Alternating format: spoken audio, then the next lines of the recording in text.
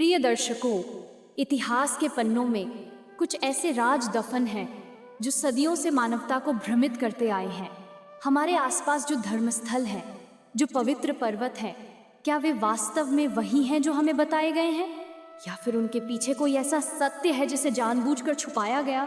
आज की ये कथा केवल एक कहानी नहीं, बल्कि एक खोई हुई कड़ी है। एक ऐसा सच जो भगवान बुद्ध के मन में था, लेकिन समय के गरल में घुल गया। कहते हैं कैलाश देवताओं का घर है, लेकिन क्या हो अगर वह केवल एक पत्थर नहीं, बल्कि एक संकेत हो।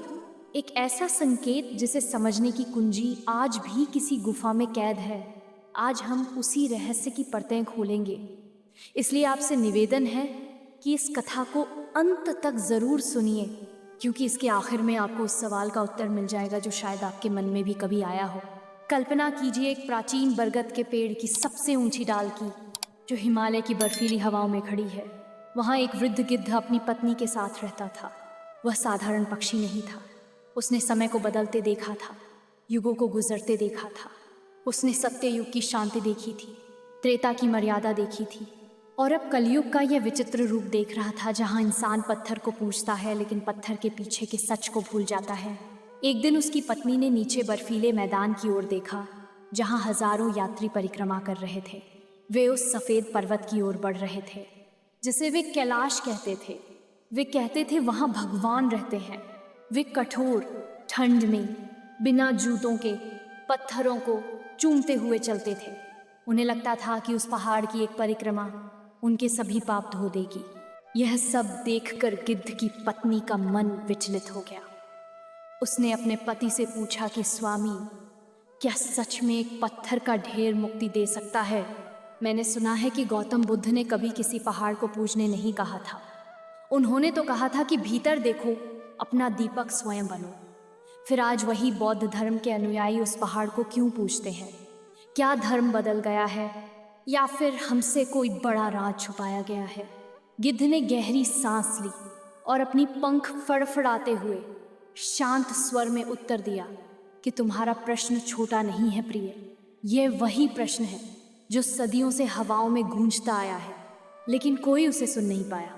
तुमने सही देखा, नीचे जो चल रहा है वह आस्था है, पर उस आस्था के पीछे एक इतिहास छिपा है जो रेत की तरह फिसलता गया।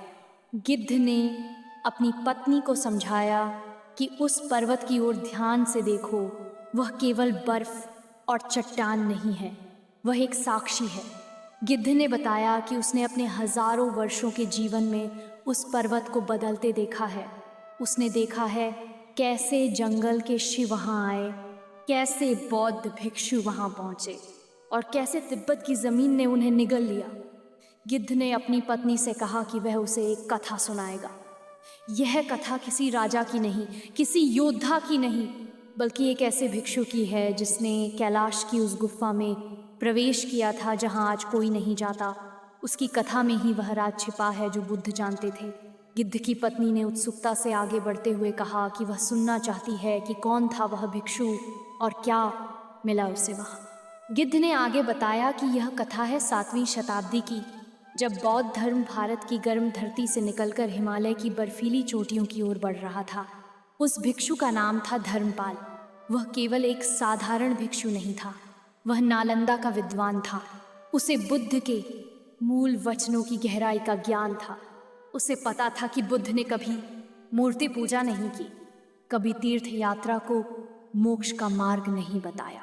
बुद्ध का संदेश स्पष्ट था कि अपना दीपक स्वयं बनो, लेकिन धर्मपाल की यात्रा का उद्देश्य अलग था।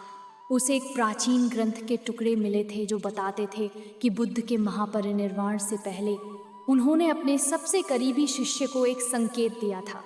वह संकेत था उत्तर की ओर। धर्मपाल उस संकेत का पीछा करते हुए तिब्बत की सीमा में पहुंचा। गिद्ध ने अपनी पत्नी को बताया कि वह समय आसान नहीं था। तिब्बत की जमीन पर बौद्ध धर्म का अस्तित्व खतरे में था। वहाँ बोन धर्म का राज था। वे प्रकृति को पूजते थे। उनके लिए पहाड़ देवता थे, झीलें देवियाँ थीं। वे मानते थे कि यदि पर्वत को प्रसन्न नहीं किया गया तो वे तूफान और मृत्यु भेज देंगे।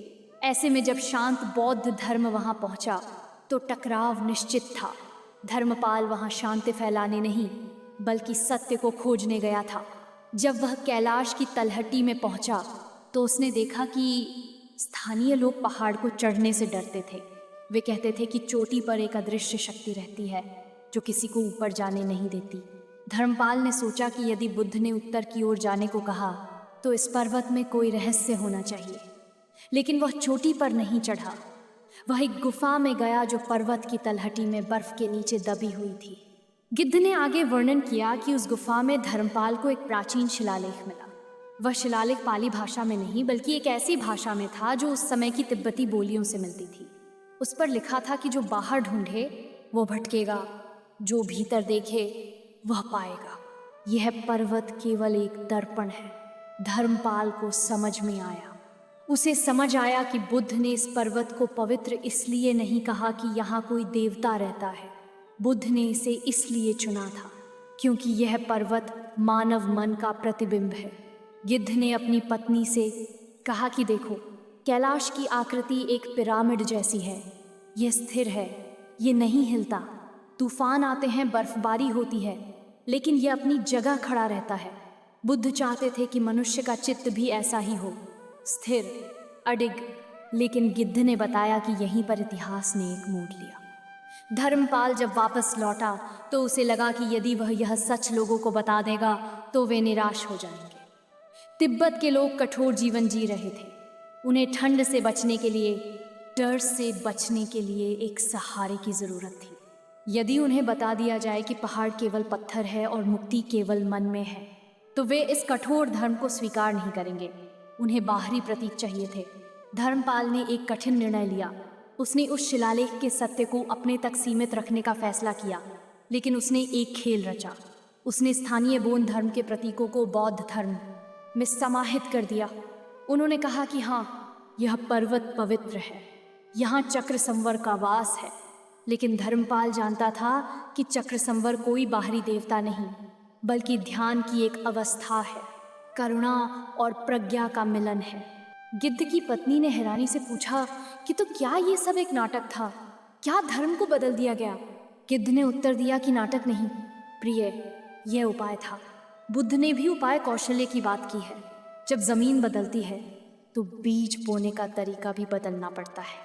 भारत की उपजाऊ धरती में सीधे ज्ञान के बीज बोए गए, लेकिन तिब्बत की बंजर और बर्फीली धरत में ज्ञान को प्रतीकों के कपड़ों में लपेटना पड़ा।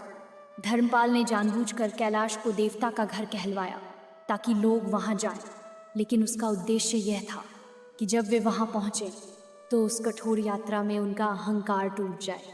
कैलाश की परिक्रमा आसान नहीं है, ऑक्सीजन कम है, रास्ता कठिन है। जब एक मनुष्य उस रास्ते पर चलता है तो उसे अपने शरीर की सीमाओं का एहसास होता है। उसे लगता है कि वह मर सकता है। उसी भय के क्षण में जब वह चिल्लाकर देवताओं को पुकारता है तो अंततः उसे खामोशी सुनाई देती है, और उसी खामोशी में वह सत्य छिपा है। धर्मपाल चाहता था कि लोग पहाड़ पर चढ़कर नहीं, बल्कि पहाड़ की कठिनाई झेलकर अपने भीतर के पहाड़ को शांत करें। गिद्ध ने आगे बताया कि यही तो वह राज है जो दुनिया से छुपाया गया। धर्मपाल ने यह सच केवल अपने 3 शिष्यों को बताया था। उसने उन्हें कसम दी थी कि जब तक समय न आए इस रहस्य को खोलना नहीं है। उसने कहा था कि यदि लोगों को पता चला कि यह केवल एक प्रतीक है तो वे आस्था खो देंगे, और यदि आस्था खो गई तो धर्म का अस्तित्व खतरे में आ जाएगा। पहले उन्हें बांधने दो, फिर धीरे धीरे उन्हें आज़ाद करना। लेकिन समय बीता, शताब्दियां बदलीं। वे 3 शिष्य भी चल बसे और धीरे धीरे प्रतीक ही सत्य बन गया। लोग पहाड़ को पूजने लगे, लेकिन भीतर देखना भूल गए। वे चक्रसंवर की मूर्तियां बनाने लगे, लेकिन ये भूल गए कि चक्रसंवर उनके अपने मन की करुणा है। कैलाश का वह राज जो बुद्ध ने जाना था और धर्मपाल ने सुरक्षित रखा था, वह रेत में बह गया। गिद्ध की पत्नी ने उदास स्वर में पूछा कि तो क्या आज जो लोग वहां जाते हैं वे व्यर्थ जाते हैं? गिद्ध ने कहा कि व्यर्थ नहीं, लेकिन अधूरे। जो व्यक्ति केवल दिखावे के लिए जाता है वह व्यर्थ जाता है, लेकिन जो व्यक्ति उस कठिन रास्ते पर चलते हुए अपने अहंकार को गिरा देता है, जो उस बर्फ में अपनी सांसों की गर्माहट महसूस करता है, वह सत्य के करीब पहुंच जाता है। भगवान मौन नहीं है प्रिय, वे उस बर्फ में भी हैं, उस हवा में भी हैं। लेकिन समस्या ये है कि हमने भगवान को पत्थर में कैद कर लिया है। गिद्ध ने अपनी पत्नी को याद दिलाया कि उसे याद है, एक बार उसने उस गुफा के पास एक साधु को देखा था। वह वर्षों से वहाँ बैठा था। लोग उसे पागल कहते थे। वह न पूजा करता था, न मंत्र पढ़ता था, बस पहाड़ को देखता रहता था। एक दिन एक यात्री ने उससे पूछा कि बाबा, आप यहाँ क्या पा रहे हैं? साधु ने मुस्कुराकर कहा कि मैं कुछ नहीं पा रहा, मैं बस वही छोड़ रहा हूँ जो मैं नहीं हूँ। और वह चलता बना। वह साधु शायद धर्मपाल की उस परंपरा का आखिरी कड़ी था। गिद्ध की पत्नी ने पूछा कि तो क्या आज भी वह गुफा मौजूद है? क्या कोई उस राज को फिर से खोज सकता है? गिद्ध ने कहा कि गुफा मौजूद है, लेकिन वह बर्फ के नीचे दब गई है। प्रकृति ने उसे ढक दिया है, शायद इसलिए कि अभी मानवता उस सच को सहने के लिए तैयार नहीं है। आज के कलयुग में इंसान को तुरंत फल चाहिए, उसे तुरंत मोक्ष चाहिए। उसे यह नहीं समझ आता कि मोक्ष कोई मंजिल नहीं, एक राह है। यदि वह गुफा आज खुल जाए और लोगों को पता चले कि उनके हजारों वर्षों के कर्मकांड केवल एक उपाय थे, साधन थे, लक्ष्य नहीं, तो शायद वे निराश होकर धर्म ही छोड़ दे। इसलिए ये राज छुपाया गया। ये क्रूरता नहीं थी, यह करुणा थी। बुद्ध जानते थे कि मनुष्य कमजोर है, उसे सहारे की जरूरत है। पहले उसे सहारा दो, फिर धीरे धीरे उसे स्वतंत्र करो। जैसे बच्चे को चलना सिखाने के लिए पहले हाथ थामना पड़ता है, फिर छोड़ना पड़ता है। तिब्बती बौद्ध धर्म ने हाथ थामा रखा लेकिन छोड़ना भूल गया।